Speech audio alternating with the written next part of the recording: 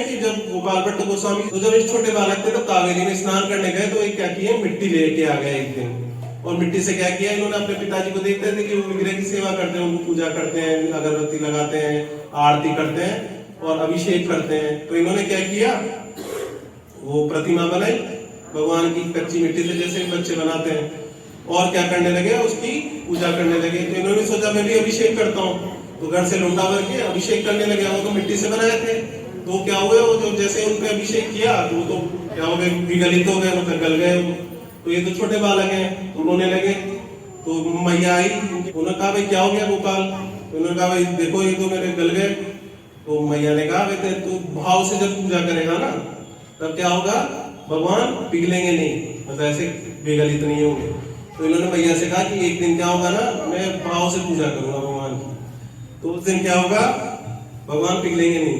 तो राधा रमण गोस्वामी जी उसी रूप में क्या हुए, इनकी उस बात को सत्य करने के लिए अपने उस रूप में हुए जो अनेक अनेक जीवों को क्या कर रहे हैं, अपने भजन से कृतार्थ कर रहे हैं, अपनी भक्ति प्रदान करके क्या कर रहे हैं, कृतार्थ कर रहे हैं। तो ऐसे भक्तों का जब हम चरित्र सुनते हैं क्या होता है, हमारे हृदय में भक्ति की कामना स्फुरित होती है कि ऐसे भक्तों ने पाया, जैसे मीराबाई ने क्या किया, भगवान का सभी वेद मर्यादा आदि को छोड़ दिया। तो उसको तो उल्टा कहते थे ना वो राणा जी, और उन्होंने विष भिजवाया। तो उन्होंने एकमात्र संदेह नहीं किया, उन्होंने क्या किया, ये भी भगवान की कृपा ही है। तो उन्होंने उस विष को पान कर लिया और विष क्या हो गया, अमृत में परिवर्तित हो गया, चरणामृत में परिवर्तित हो गया। तो ये भगवान की जो शुद्ध भक्त होते हैं उनके साथ ऐसे होता है। भगवान के शुद्ध भक्त को की रक्षा कौन करता है, भगवान करते हैं। उनकी निष्ठा अपने भगवान में होती है, उनकी निष्ठा किसी में नहीं होती कि कोई मेरी रक्षा कोई मेरा पुलिस वाला करेगा या मेरे परिवारजन करेंगे। सबकी रक्षा करने वाले कौन है, भगवान ही रक्षा करते हैं।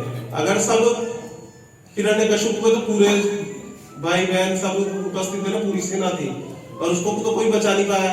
और प्रहलाद महाराज को मारने के लिए हिरण्यकश्यप की पूरी सेना थी, और उनको कोई मार नहीं पाया। तो मारे कृष्ण तो राखेंगे, और राखे कृष्ण तो मारेंगे। इसको भगवान ने सोच लिया इसका तो मारना है, तो उसको कोई बचा नहीं सकता।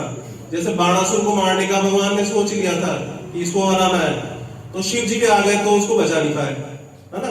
रावण को भगवान ने सोच लिया रामचंद्र जी ने किसको मारना है, तब क्या हुआ, कोई उनको बचा नहीं पाया। पर जिसको भगवान ने बचाना चाहा, प्रहलाद महाराज को, तो सब कोई उनके पीछे लग गए, उनको कोई मार नहीं पाया। तो सबके रक्षक कौन है, भगवान श्री कृष्ण ही सभी के रक्षक है। तो ऐसे भक्तों का चरित्र सुनना चाहिए और ऐसे भगवान की महिमा को सुनना चाहिए, जिनके ऐसे भक्त हैं जो भगवान से कुछ नहीं चाहते, भगवान से न धनम न जन्म न सुंदरी न कविताम आ जगदीश काम है। ये भगवान धन भी नहीं चाहिए, मेरे को जन भी नहीं चाहिए, मेरे को कोई परिवार भी नहीं चाहिए, कोई भी नहीं चाहिए, सुंदरी भी नहीं चाहिए, है ना, कविता भी नहीं चाहिए, मतलब मेरे को प्रतिष्ठा भी नहीं चाहिए। तो क्या चाहिए भाई तेरे को, फिर तो और कोई क्या दे सकता हूं मैं तुम्हें। तो ऐसे भक्तों के लिए फिर भगवान को क्या करना पड़ता है, अपने आप को ही देना पड़ता है ना। तो जब ये इच्छा हो जाए कि अब तो मेरे को कुछ नहीं चाहिए, केवल भगवान ही चाहिए, वो इच्छा कैसे आएगी, जब ऐसे भक्तों के चरित्र को हम सुनते हैं जिन्होंने क्या किया, अपना सर्वस्व अर्पण कर दिया भगवान की भक्ति के लिए। उनका बड़ा पूरा परिवार था, चाहते तो वो रह सकते थे वहां, पर उन्होंने सब कुछ छोड़ के वृंदावन का आश्रय लिया। तो जो वृंदावन का आश्रय लेता है, तो वृंदावन क्या है, भगवान से अभिन्न है।